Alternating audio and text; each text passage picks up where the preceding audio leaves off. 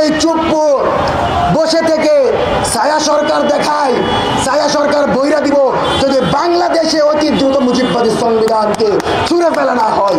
চলমান বাংলাদেশের এই প্রেক্ষাপটে আমরা লক্ষ্য করছি ভারতীয় আধিপত্যবাদ এবং ভারতীয় অপশক্তি আমাদের মাথার উপর ঝেঁকে বসেছে। আমরা বিশ্বাস করি স্বাধীন সার্বভৌম বাংলাদেশে শুধুমাত্র বাংলাদেশের জনগণের চাওয়ার আলোকে পরিচালিত হতে হবে। আমরা লক্ষ্য করছি জুলাই সনদ নিয়ে কথা হচ্ছে। আমরা পূর্বেই বলেছি কোন ধরনের প্রেসক্রিপশন আমরা মেনে নেব না। গণভোটের মাধ্যমে জুলাই সনদকে পাশ করিয়ে সংবিধানে অন্তর্ভুক্ত করতে হবে, যার মধ্য দিয়ে বাংলাদেশের এই 24-এর গণঅভ্যুত্থানের নেতৃত্ব দানকারী তরুণ ছাত্র জনতাকে সর্বোচ্চ সম্মানে অধিষ্ঠিত করা হবে। আমরা বিশ্বাস করি ইন্টারিম সরকার আমাদের রক্তের উপর দিয়ে দাঁড়ায় আজকে এখানে দাঁড়িয়ে আছে। এই সরকার কথা বলবে আমাদের ভাষায়, এই সরকার কথা বলবে জুলাইয়ের ভাষায়। এই সরকার যদি আওয়ামী লীগকে পুনর্বাসন করতে চায় তাহলে কিন্তু যমুনা থেকে পালাইতে পারবেন না। মনে রাখবেন, আজকে দিল্লিতে অসুর বানানো হয়, যেখানে দাড়ি লাগানো হয়, ইউনুস স্যারের মূর্তি বানানো হয়, তাকে ব্যঙ্গ করা হয়। তার পরবর্তীতে স্বরাষ্ট্র উপদেষ্টা বাংলাদেশের 700+ মূর্তিতে দাড়ি দেখতে পায়, দিল্লি থেকে প্রেসক্রিপশন দেয়, আর এদিকে তারা ধর্মীয় অনুভূতির মাধ্যমে সাম্প্রদায়িক দাঙ্গা সৃষ্টির জন্য আমাদের উস্কে দেয়। হুঁশিয়ারি করে বলে দিচ্ছি, দিল্লির গোলামির দিন শেষ। দিল্লির মস্তকে আঘাত করে স্বাধীন সার্বভৌম বাংলাদেশের পতাকা আমরা উড়াতে চাই। যেখানে আমরা লক্ষ্য করছি আমাদের তরুণ নেতৃবৃন্দের একটা অংশ করাপ্টেড হয়ে আজকে তারা ইনু মেননদের ক্ষমা করতে চায়। যে ইনু, যে মেননেরা গণভবনে গিয়া জুলাই বিপ্লবীদের বুকের উপর গুলি করার নির্দেশ দিয়েছে, তাদেরকে যারা ক্ষমা করতে চায় তাদেরকেও কিন্তু বাংলাদেশের জনগণ ছাড় দেবে না।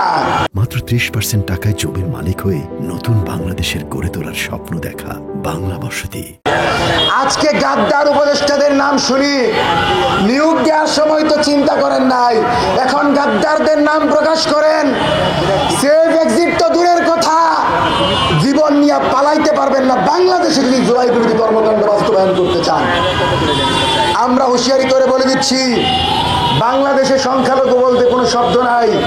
আমরা বাংলাদেশি, স্বাধীন বাংলাদেশে দল মত ধর্ম বর্ণ নির্বিশেষে সকলে ঐক্যবদ্ধভাবে ফ্যাসিবাদের বিরুদ্ধে, আওয়ামী লীগের বিরুদ্ধে, 14 দলের বিরুদ্ধে লড়াই করে যাব ইনশাল্লাহ। আপনার দীপ্তকণ্ঠে ঘোষণা করছি, যেই বাংলাদেশে শাপলা ঘটেছে, যেই বাংলাদেশে পিলখানা ঘটেছে, যেই বাংলাদেশে আবু সাইদ রক্ত দিয়েছে, সেই বাংলাদেশ আগামীতে দিল্লির গোলামি মেনে নেবে না। জুলাইয়ের এই বাংলাদেশে দ্রুত বিচার করেন। আসিফ নজরুল স্যারদেরকে আবারও হুঁশিয়ারি করে বলে দিচ্ছি, বসার আগে বলেছিলেন ক্ষমতায় গেলে জনগণের মন জয় করবেন, আর এখন জনগণ আপনাদেরকে গালি দিচ্ছে। গালি না খেয়ে দ্রুত বিচার করেন, জুলাই সনদ বাস্তবায়ন করেন এবং সুষ্ঠু নির্বাচন দেওয়ার লক্ষ্যে একটি পরিবেশ তৈরি করেন। এমন পরিবেশ করেন না যেই পুলিশ দলীয় স্লোগান দেয়, এমন পরিবেশ করেন না যেই পুলিশ দলের পক্ষে কথা বলে। আমরা এই বাংলাদেশে সকলের ঐক্যমতের ভিত্তিতে জুলাই বিপ্লবকে বাঁচিয়ে রেখে সমৃদ্ধ বাংলাদেশ গড়ার প্রত্যয় ব্যক্ত করছি এবং আজকের এখান থেকে ঘোষণা করছি, যদি অতি দ্রুত জুলাই সনদ না দেন এবং গণভোটের মাধ্যমে যদি জুলাই সনদকে বাস্তবায়ন না করেন, একটা উপদেষ্টাকে সেফ এক্সিট তো দূরের কথা, 1 ইঞ্চি লড়তে দেওয়া হবে না। আপনাদেরকে জায়গায় পাকড়াও করে আমরা জুলাই সনদের আইনি ভিত্তি নিশ্চিত করে মুজিববাদী সংবিধানকে ছুঁড়ে ফেলে দিয়ে জুলাই সনদের ভিত্তিতে নতুন সংবিধান দেওয়ার জন্য বাধ্য করবো ইনশাল্লাহ। এই চুপ বসে থেকে ছায়া সরকার দেখায়, ছায়া সরকার বইরা দিব যদি বাংলাদেশে অতি দ্রুত মুজিববাদী সংবিধানকে ছুঁড়ে ফেলা না হয়। 75-এর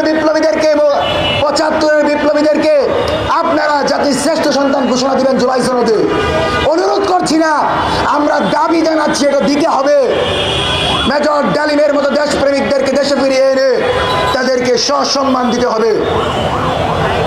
আজকে আমাদের সেনাবাহিনী ওয়াকারুজ্জামান অনেক বৈঠক করছেন, বলেছিলেন যেন আস্থা রাখি, কিন্তু আস্থা এমন জায়গায় রাখতে বলছেন যেখানে আপনার সাথে বাংলাদেশের 14 দল জাতীয় পার্টি গিয়ে বৈঠক করে। সাবেরের সাথে কূটনৈতিকের কোনো সম্পর্ক থাকতে পারবে না। নিষিদ্ধ দলের কোনো নেতার বাসায় কূটনৈতিক কেউ যাওয়া মানে রাষ্ট্রদ্রোহিতা করা। রাষ্ট্রের বিরুদ্ধে এই ধরনের ষড়যন্ত্র মোকাবেলা করে আগামীর বাংলাদেশে জুলাইয়ের বিচার নিশ্চিত করে ভারতীয় আধিপত্যকে কবর রচনা করে নতুন বাংলাদেশ গড়ার দৃঢ় প্রত্যয় ব্যক্ত করছি। ইনকিলাব ইনকিলাব, জিন্দাবাদ জিন্দাবাদ, মুজিববাদ মুজিববাদ, মুর্দাবাদ মুর্দাবাদ।